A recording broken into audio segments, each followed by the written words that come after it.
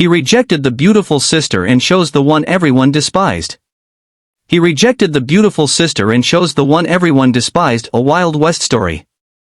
Most folks in Sagebrush Ridge swore they had never seen a man ride into town looking more determined than Luke Halstead did on the morning everything changed.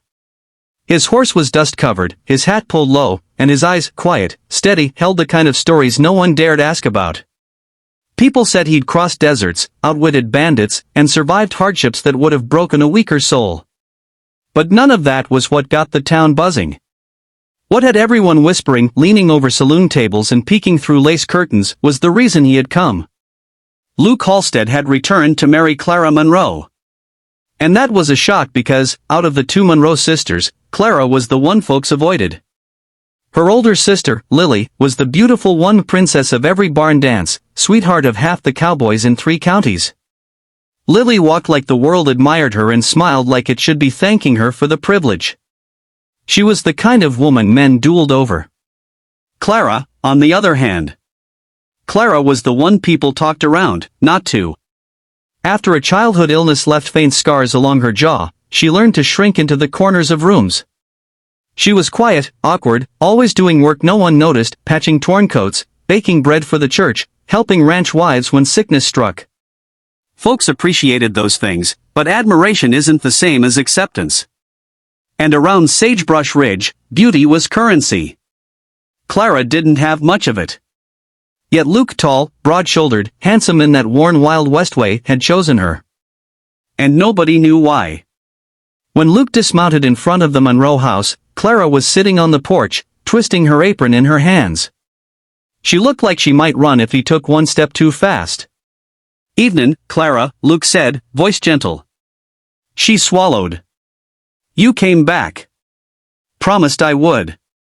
Inside the house, Lily stood near the window, half hidden behind a lace curtain, eyes blazing with disbelief. Lily had grown up assuming the world revolved around her, even love. Especially love. Clara stepped down from the porch, her gaze lowered. "Luke, folks have been talkin'. They think you should have picked someone else. Someone like Lily?" Luke finished. Clara nodded, cheeks warm with shame. Luke removed his hat, holding it loosely in his hands. "Clara, I didn't come here because of what other folks think. I came because of what I know." "And what's that?" "That you're the bravest, kindest woman I've ever met. Kindness outlasts beauty. That's what my ma used to say." He smiled softly. "And I reckon she was right." Clara blinked hard, the emotion threatening to spill over. The words were simple, but they reached a place in her heart she'd kept locked for years. Still, the town hadn't heard Luke's reasoning and wasn't about to take his decision kindly. Trouble kicked up faster than desert dust. Some folks murmured that Clara had tricked Luke. Others claimed he'd lost his senses. Lily fanned the flames by telling anyone who'd listen that Luke was throwing his life away.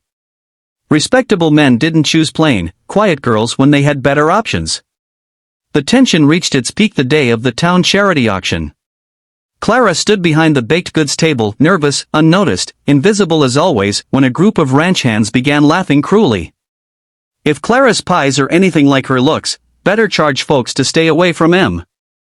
The table of cowboys erupted in snickers. A familiar sting filled Clara's chest. She looked down, pretending not to hear, but her hands trembled around a blackberry pie she'd spent hours perfecting. Then a deep voice cut through the laughter.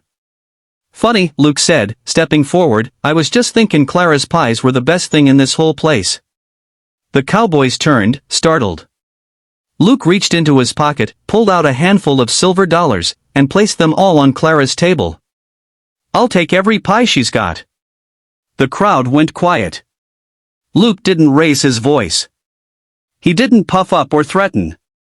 He simply stood beside Clara proudly, deliberately, and the meaning was louder than any shout. Clara felt her throat close. For the first time in her life, someone stood up for her instead of around her. But what happened next changed everything. At the far end of the auction, an elderly widow named Mrs. Hensley stumbled and collapsed, the basket she was carrying rolling across the dirt. People gasped but hesitated, unsure what to do. Clara didn't. She ran. Fell to her knees. Lifted the woman's head gently and asked someone to fetch water. Luke watched as Clara stayed beside the frightened widow, speaking softly, wiping her forehead, comfort blooming from Clara's hands like sunshine through storm clouds. And something rippled through the crowd, something quiet, but powerful. People saw, truly saw, the depth of Clara's heart. Not the scars on her face. Not the shyness. Not the awkwardness that made her easy to overlook. They saw compassion. They saw strength. Lily stood frozen, her beauty suddenly thin and fragile compared to Clara's steady warmth. When Mrs. Hensley finally opened her eyes and whispered a shaky thank you, Clara smiled, the kind of smile that reached her eyes and softened every line of her face. And Sagebrush Ridge was never the same.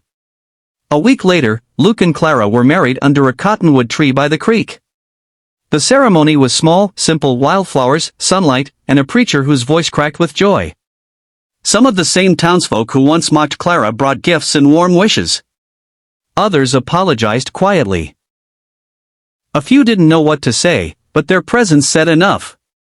When Luke took Clara's hands and looked into her eyes, he said words she would carry for the rest of her life. "I didn't choose you because you were overlooked. I chose you because you were the one worth seeing." Clara's tears fell freely, grateful, overwhelmed, healed in places she never expected to heal. And as the wind rustled through the cottonwood leaves, the little town of Sagebrush Ridge learned something truer than any frontier legend. That in a world rough as the Wild West, kindness is the greatest kind of courage. And real beauty is found in the hearts that love without fear. And that sometimes the bravest choice a person can make is the one the world never understood until it witnessed its power.